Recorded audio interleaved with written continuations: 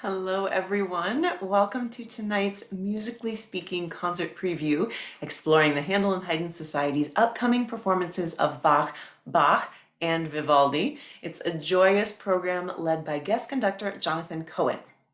I'm Emily Marvosh. I'm a member of the H&H Chorus, and these lovely people are letting me listen in on their brilliant conversation once again. I am joined, as always, by H&H's Christopher Hogwood Historically Informed Performance Fellow Teresa Neff, as well as cellist Sarah Freiberg, and bassoonist Nate Helgeson, who is visiting us this week from Salem, Oregon. Hello, all. Hello, hello. And this is a chilly, chilly day in Boston. It has me wondering why in the world I already packed away my winter sweaters. So I hope that all three of you are warm and comfortable. Thank you so much for joining us. And hello to our viewers. Later in the presentation, you'll be able to quiz our panelists by using the Q&A function at the bottom of your screen. This discussion is also being recorded and will be made available to future viewers. Teresa, one question quickly before we get into the music on the program. This is the time of year when everybody has an opinion about what date Bach was actually born on. Give us a very mini lesson about the discrepancy in the birthdays of Johann Sebastian Bach. Well, Bach was either born on March 21st or March 31st, and that depends on which calendar you are following. In the 16th century, we shifted from a Julian to a Gregorian calendar, and that put 11 extra days into the year. But not everybody did the shift at the same time. And Germany didn't switch until about 1700. So that's where the date fluctuation comes in.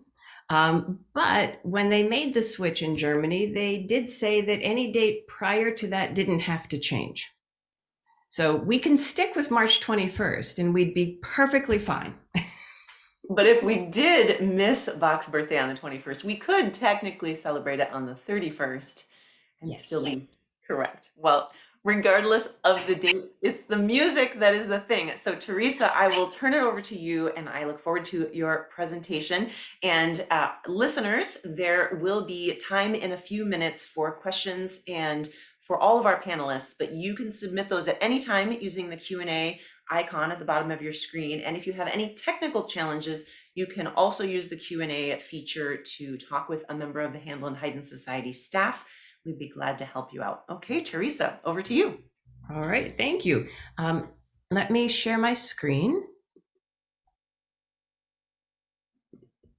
And what we have here is the program for this weekend: the orchestral suite in C major by Johann Sebastian Bach, the Gloria by Antonio Vivaldi, and the Magnificat by Carl Philipp Emanuel Bach.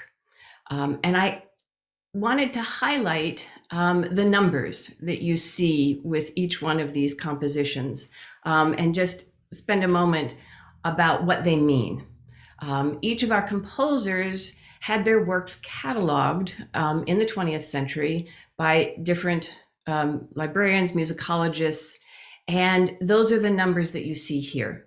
So the BWV was a catalog that was created by a gentleman named Wolfgang Schmieder, mid-20th century, and it stands for the Bach Werkeverzeichnis.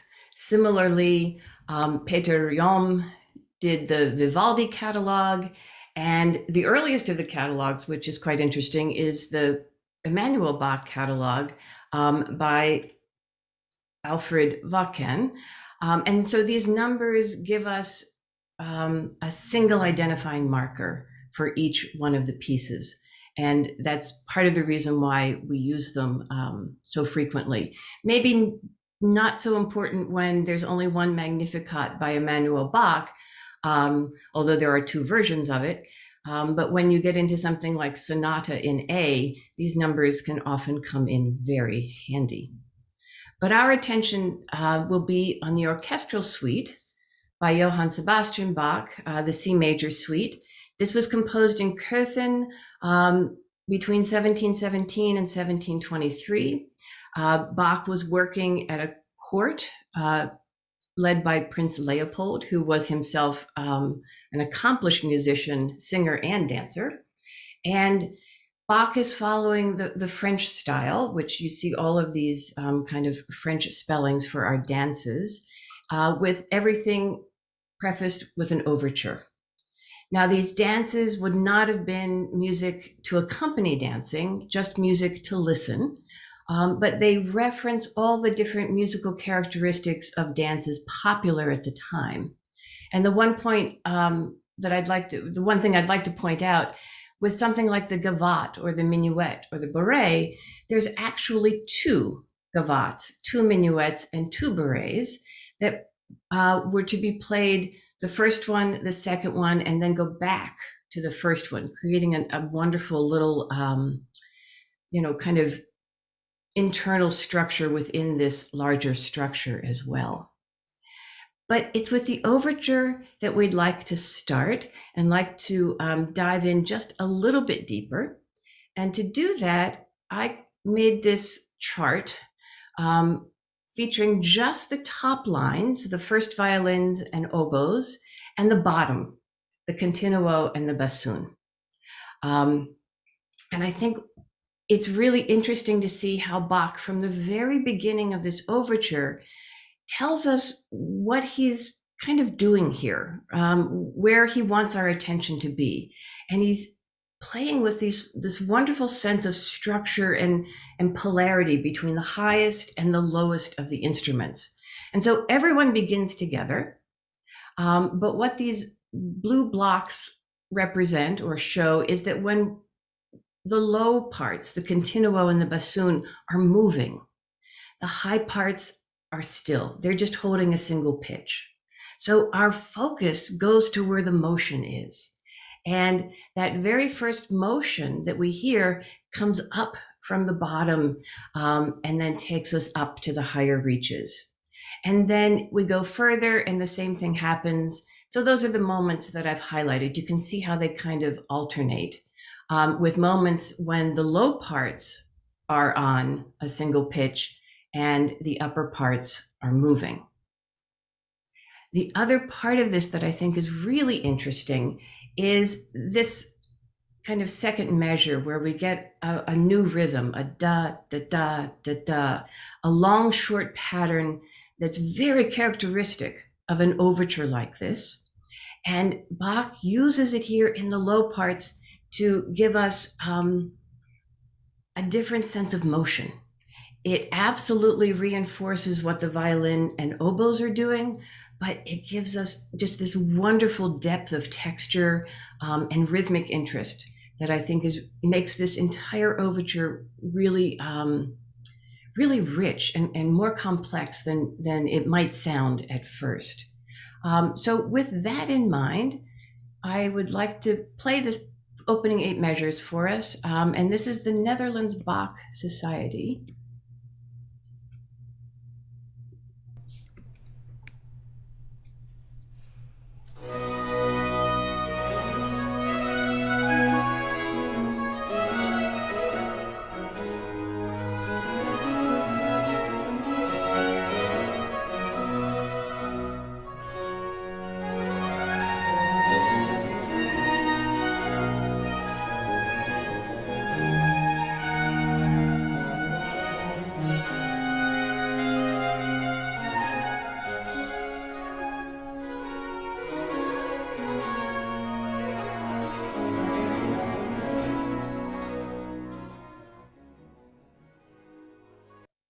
So this idea of high and low is something that Bach will come back to or continue with the second half of this overture, which is faster and has a much more kind of driving rhythm to it, and it has lots of imitation.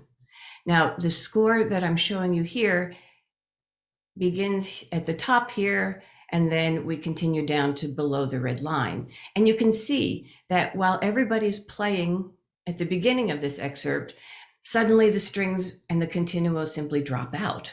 And our focus is now on the bassoon and the two oboes. So two things are happening here. One is our focus has become now about a different kind of high and low, right? It almost telescopes onto just the bassoon and oboes. Second thing that's happening is Bach is setting us up, because this small group highlighted with inside a larger group and then alternating with that pattern, Bach is giving us a kind of concerto grosso inside this larger overture structure, which is inside the suite itself, right? So absolutely wonderful in sense of structural complexities, but the way that we hear these three wind instruments kind of emerge out of the full texture, and then how the other instruments, the violins and viola and continuo, join back in, is seamless and just gives us this moment of focus, and then we pull back out again. So let me move to that part of the overture. I will start just before that excerpt picks up, so that we can hear how that fullness of sound really comes down to the trio of instruments.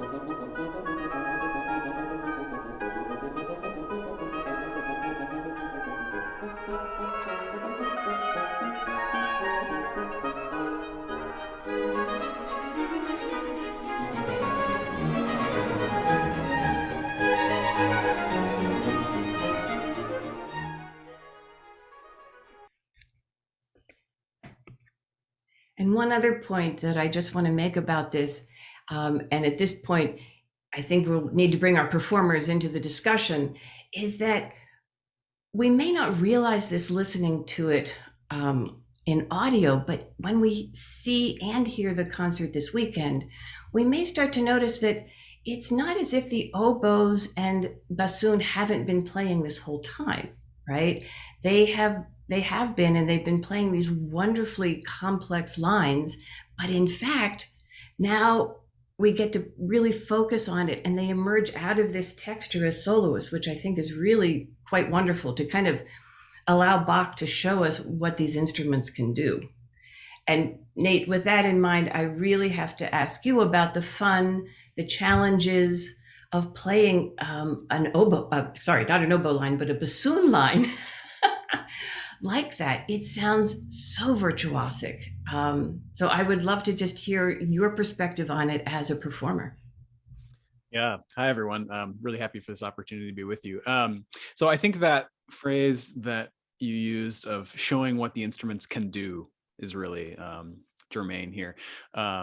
It's obviously nice for any instrumentalist to get to step out of the chorus line kind of into the spotlight. But this piece in particular, I think, is interesting for Bach, because the oboe and the bassoon as such were really French instruments that had been developed fairly recently when Bach was writing. He was at the tail end of a transition from these Renaissance instruments, the dulcian, the shawm, the racket, these kinds of things, to what we think of as Baroque instruments, the oboe and the bassoon. So it's not a coincidence necessarily that Bach is using them in the context of an orchestral suite, which is itself a French form. So he's really kind of showing off to an audience that potentially might not have heard these instruments very often in Germany, what they're capable of, which I think is a really wonderful thing for bassoon in particular, since it's not an instrument that gets highlighted too often. Now that we have this long repertoire of symphonic music, there are a number of wonderful bassoon solos that I think a lot of us are familiar with. But at the time, it was not such a used instrument, particularly in this concerto grosso form that you mentioned. In Italy, it was not so common for the double reeds to be used as the solo instruments. It was basically strings. So to have an opportunity for a wind instrument to kind of step out and make that statement is really wonderful. As you say, it's a very virtuosic part, played wonderfully by Benny Agassi there, I think, in that recording. And it's a nice demonstration. We see the instrument there behind you. Give us a closer look at your bassoon. Yeah, of course. Is this something that was created back then and has been, cared for all these years, or is this a modern instrument made in the style that Bach would have recognized? So this is actually a copy. This is not an original instrument, and it's a copy by a gentleman from Germany named Guntram Wolf, who unfortunately is no longer with us. But it's a copy of an instrument from about 1700, and it's similar to what we think Bach would have known. This is similar to other instruments that were made in the Netherlands and in Germany at the time. And you can probably see, I don't have a great perspective here, but you can probably see there's very few keys on it, basically just the 2 on that side and the 3 on this side. So it's a relatively primitive instrument in that sense. But yeah, this is a new instrument. It was built in 2012. But it gives you a good idea what the Baroque bassoon is like as compared with the modern bassoon, which, as you can tell just from the bell here, is quite different. But yeah, I'm very happy to answer questions about the bassoon as well. And I do want to get to Sarah and hear about her instrument too, but Nate, there is a story about a little contretemps between Bach and a bassoon player. And so tell us a little bit about Bach's history with bassoonists. Yeah, so when Bach was a young man, I believe in Arnstadt, he's supposed to have had sort of an altercation with a bassoonist, like at a sort of public house type establishment. And this gentleman was disparaging Bach and Bach's work, and Bach called him a name. He called him a Zippelfagottist. Fagot is the German word for bassoon, which I think it's not probably very translatable, but our best guess is sort of nanny goat bassoonist. The idea being that he wasn't very good at his instrument. And I've often wondered about that, if that actually reflected this transition from the Dulcian to the bassoon, that that Bach understood what the French bassoon was capable of, and maybe this was actually a Dulcian player, and it just wasn't the sound, the sort of refined tone that he was looking for. But yeah, Bach was a sort of young, impetuous guy, and they wound up drawing swords, and there was some dust up with the authorities. Very infamous among bassoonists, this moment. Makes it seem like Bach didn't like the bassoon, which I don't think is true. Just the bassoonist behind it. Right. And Sarah, I want to hear about your instrument, and just a reminder to our viewers that you can ask questions at any point in the Q&A feature at the bottom of your screen. But Sarah, I want to hear if there are any duels or fisticuffs in the history of your instrument. I don't think so.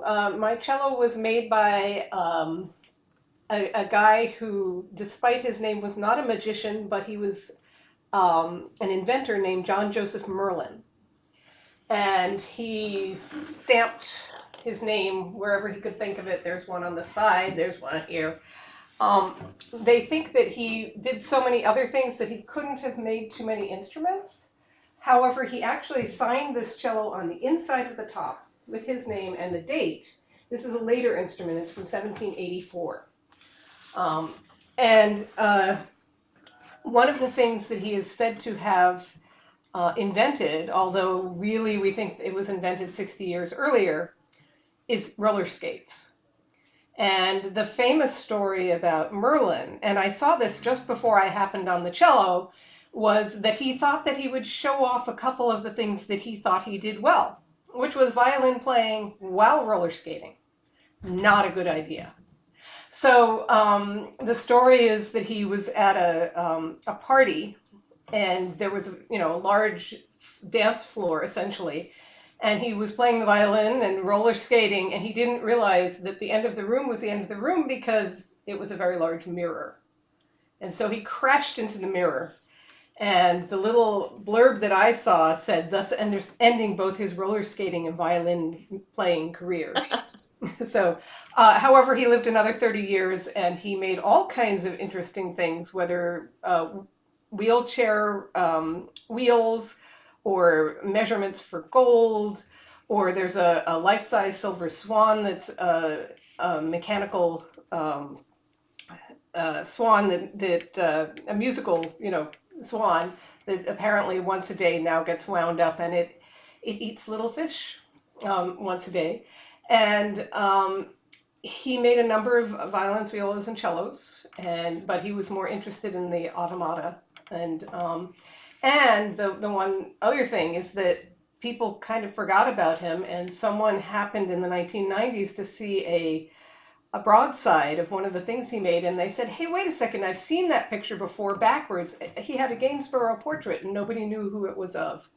Oh my goodness. So he was a fascinating guy, and I wish I'd seen some of the others of his instruments. There was a cello he made for a duke who was apparently had found it very hard to play up high, and so he had all of his instruments made with an extra string.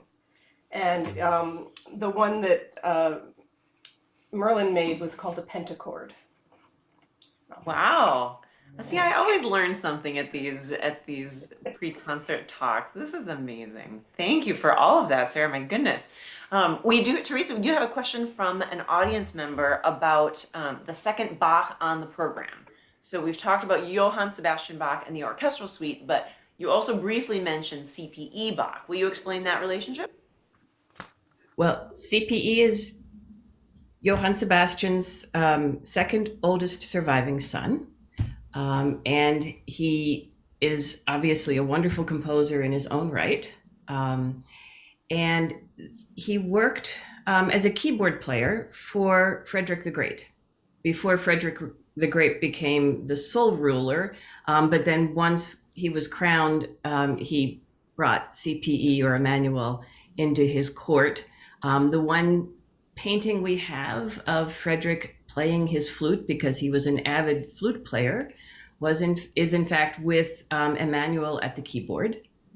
And then, there's a wonderful connection between Sebastian and Emmanuel and Frederick, and that's the musical offering, which was produced by Sebastian after a visit to the court of Frederick the Great, partly to, visit his son. But Frederick presented Bach, the father, with a very kind of gnarly melody and said, make me some fugues. And Bach did. And then he said, rather diplomatically, let me, take this home and do it justice. And the justice was what we call the musical offering. So. Wow. I love it. It's sort of like the Great British Bake Off. You have one ingredient and you have to make a fugue out of it, and you have 2 hours to do it. Yes. Well, that brings up a great point. I will also mention that that Guy Fishman, who's also a cellist in H&H, has a podcast called Tuning In, and you can get it wherever you get podcasts. And this week he interviews the guest conductor Jonathan Cohen, and they really go into depth about CPE Bach, or Emmanuel Bach as they called him. So listeners who want to know a lot more about CPE Bach and the music that we'll be hearing this weekend can tune into that podcast with Guy as well. But there's also Vivaldi on the program. There's something for everyone. So I want to ask first Nate and then Sarah, what are you most looking forward to about this concert in terms of the music? Well, yeah, I love the Vivaldi Gloria, and I'm excited. I think I get a chance to play it for once, which usually it's done with kind of a small band with no bassoon. So I'm very much looking forward to that. But yeah, obviously, I think looking forward most to the Bach Orchestral Suite. I'm a big lover of French music. Of any era, but especially kind of the 1650 to 1750 period, and to hear Bach's interpretation of what it meant to be French, what it meant to have a French dance, is really exciting to me. So I always love playing these orchestral suites. It's a nice little chance to show off. Because Bach never went to France, is that right? That this was his, as you say, his imagining of what French style would be like. Sarah, what are you looking forward to this weekend? Well, I gotta say, I'm looking forward to it all. I love the Bach suite. I love the Vivaldi, and I'm looking forward to hearing Guy play the Domine Deus, which has a beautiful cello solo. So, I'm partial to that. But I'm really looking forward to getting to know a piece I don't know at all, which is the Emmanuel Bach. So. Yeah. So we have some more questions from the audience about your instruments again. So I'm going to go back over to Nate. A question from an audience member about the chromatic capability that you have with that instrument, and how you achieve all the notes without extra keys. He says, do the fingerings for particular notes vary from register to register? And how did the bassoon evolve past your instrument to the modern model? Well, this is a very sophisticated question. asking about the chromatic compass of the bassoon. So the Baroque bassoon, one of the major differences between it and the predecessor, the Dulcian, was what they added on this entire length. The Dulcian would have been essentially this. And so it didn't actually have the length to produce the lowest note on the modern bassoon or on this bassoon, which would be the low B flat. So they extended the range down, but it doesn't really have very many keys that have been added since the Dulcian. So that's to the questioner's point about chromatic notes. So the way that you produce notes in between the black notes on the keyboard, so to speak, or the white notes for harpsichord players usually, is to actually do what we call cross fingering. So if you pick up one finger, you usually get a white key up. And if you pick up another finger, you get another white key up. So then if you want to go back down just a half step, you put down the next finger down, down the instrument. So we call that cross fingering, and with that you can pretty much get the entire chromatic range of the instrument. There are a few notes missing at the very bottom where we don't have a key for a chromatic pitch, but it's actually very agile in terms of the chromatic compass. I don't have a huge collection of bassoons with me, although I do have a number at home to show the kind of evolution of the bassoon. But the bassoon, people are usually happy to note, or unhappy to note possibly, is an instrument that actually has evolved very little since really the kind of early 19th century. That actually the bassoon, more like other wind instruments of today, is akin to its Baroque predecessors. It hasn't changed particularly. A lot of instruments underwent a really radical revision in the 19th century, where acoustic principles were more understood and people sought to just totally redesign the instrument based on their latest scientific ideas. And while there was some of that done with the bassoon, it always resulted in a wonderful instrument that sounded nothing like the bassoon. So there were some things that they just could not iron out, so to speak, about the bassoon. So you wind up with an instrument today that is not so dissimilar from this. Obviously, there are differences, and people who come to the concert, listeners, will hear those differences. But it is more similar than, for instance, the flute or the oboe, which underwent bigger changes, I think. I hope that Sarah, answers. That was a compendious question. It was great and well done. Well, the only Sarah, thing I was just going to say, I just played a St. John Passion of Bach, which calls apparently for contrabassoon. And I have to say, the modern contrabassoon looks very different from its Baroque, I guess, counterpart. Yeah. Yeah, that's absolutely true. The biggest difference that people will see just right away is that they folded it an additional time. The bassoon goes down and then goes up. The contrabassoon from this time does the same thing. Later on, they decided that was too huge and unwieldy, so they folded it back down again, so it has a third bend. I think we may see a Baroque contrabassoon in the Creation at the end of the season. I think I remember one being part of that. But Sarah, tell us about, was your particular instrument ever sort of retrofitted as tastes got more modern? It's a really interesting question. I noticed that someone had asked what the difference between this cello and a modern cello is. Well, part of it would be the change in bows. I have a Baroque bow, which is very pointed and bow-like, like bow and arrow bow. And the modern bow goes the other way around. Concave instead of convex. And they produce very different sounds. So that's one of the things. But this cello actually has never been changed. And one of the modifications that's done, which was done for having a big concert hall, which happened around Beethoven's time, is that the neck would be angled further back. You wouldn't think that necks would change, but they used to pull them off, save the top, save the scroll, and put a new neck on that would angle further back, which would put more tension on the instrument and make it louder. And this cello has its original neck. I did have to have it reset after a trip, and it had a very large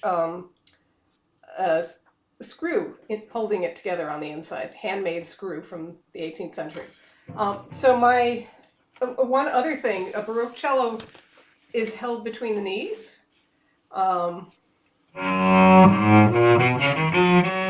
which makes it very friendly. And a modern instrument has this lovely 19th century invention called an end pin, and it just sticks itself into the floor, which allows it to ring more freely. Now, my so-called modern cello is actually 10 years older than my Baroque cello. It has this lovely end pin, but it has a newer neck on it, and it has steel strings. It's also a half step higher, and I'm just going to hold it the same way so I don't make a hole in my floor at the moment. But steel strings, brighter sound, and this has been extensively redone. So they're both from the same place, London, 10 years apart, totally different sound. Lives. Oh, how interesting. Well, thank you for all of that. Teresa, one more question for you. We've talked about the two Bachs, so obviously they knew each other's music, but how does Vivaldi come into this? How aware were these composers of each other's music, even though they probably, I don't know, I don't think they ever met, Bach and Vivaldi. No, they never met, but certainly Bach knew Vivaldi's concertos. In printed form, in manuscript copies, and Kürten was probably the place where he encountered a lot of them, because it was kind of a crossroads for getting from one place to the other. So it would be a natural place for musicians to come through it, particularly because Leopold had an ensemble of about 18 musicians and a good reputation, and they had Bach there, and so we know Bach learned a lot about concerto writing because he copied out Vivaldi concertos. That's how he learned new music. The vocal music is a little bit trickier that way. Probably didn't know it, but there is a tradition of vocal writing that makes its way from Italy to Germany. Similar thing happens with organ music, believe it or not.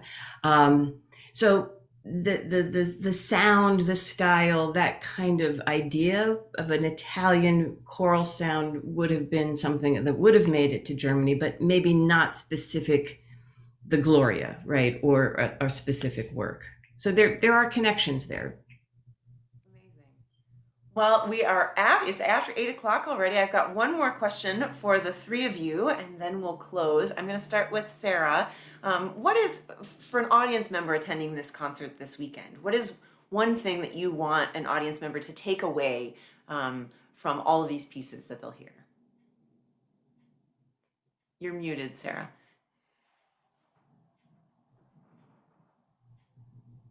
That gave me a little more time to think. I think just the variety of different sounds that you can get from, they're pretty diverse, these, particularly having two pieces with choruses, but also just within each of the pieces, the variety of sounds you get, as Teresa mentioned in the Bach. Each one of these little movements is amazing. And so the other thing is, to me right now, it's just so wonderful to have an audience to play for, and I hope that audiences feel the same way about hearing live music. Wonderful. Nate, what's the takeaway for you for this weekend? Well, yeah, it's wonderful to be in front of live audiences again. So just the opportunity to make music in front of people is such a great takeaway. But for me, I know we've been talking about Bach this whole time, but I'm a big fan of Vivaldi. Most bassoonists are. He wrote 39 bassoon concertos. And so he's a big supporter of our instrument. So I hope that people will not give short shrift to the Vivaldi Gloria. It's a well-known piece, and it's often kind of known by that first movement, which can seem so simplistic, but it's actually a wonderfully various and kind of kaleidoscopic piece in its own right. It has its own kind of complexity, and that Bach didn't have a monopoly on complexity in that sense. All right, Teresa, how about you? What's the message for the weekend for you? Maybe old and new friends, right? I think the Emmanuel Bach, the Magnificat, is the least well known. I think we know Emmanuel as, at least I did. came to know his music as an instrumental composer, right? Not necessarily as someone who wrote for the voice. So it's just a wonderful revelation, because it's such a gorgeous piece. And I, the Vivaldi is as Nate said, it's an old friend. We were familiar with it, but yet he's absolutely right. We're really familiar with the first movement, and the rest of it is gorgeous. And likewise, the orchestral suite is just an old friend that you can get to know in a different kind of way through the performances this weekend. Wonderful. Old and new friends among music and musicians and viewers and listeners. So thank you for sharing all of these perspectives with us today. I have a few notes for everyone as we close tonight. Teresa's in-person pre-concert talks at Symphony Hall will feature some bonus content. There will be performances by H&H Youth Chorus ensembles. So that'll also be in the Higginson Room, and on Friday night it will be the Chorus of Tenors and Basses. That's at 6:30. Is that right, Teresa? And then on Sunday, it'll be New Voices and the Treble Chorus at 2 o'clock. So keep that in mind and pop in if you can on your way to the concert at Symphony Hall. And I mentioned the podcast that Guy has with Jonathan Cohen. And as always, members of H&H's streaming platform, H&H Plays On, can watch and rewatch any concert that they want as many times as they like. And you can find details at handelandhaydn.org. And keep an eye out for information about a very special in-depth series with Teresa that's coming next month in the lead up to the final concert of the season, Haydn's Creation. Information will be available soon. Thank you everyone for joining us. Thank you to our panelists, Teresa, Sarah, and Nate. And we look forward to seeing you all in Symphony Hall this weekend. Have a great night.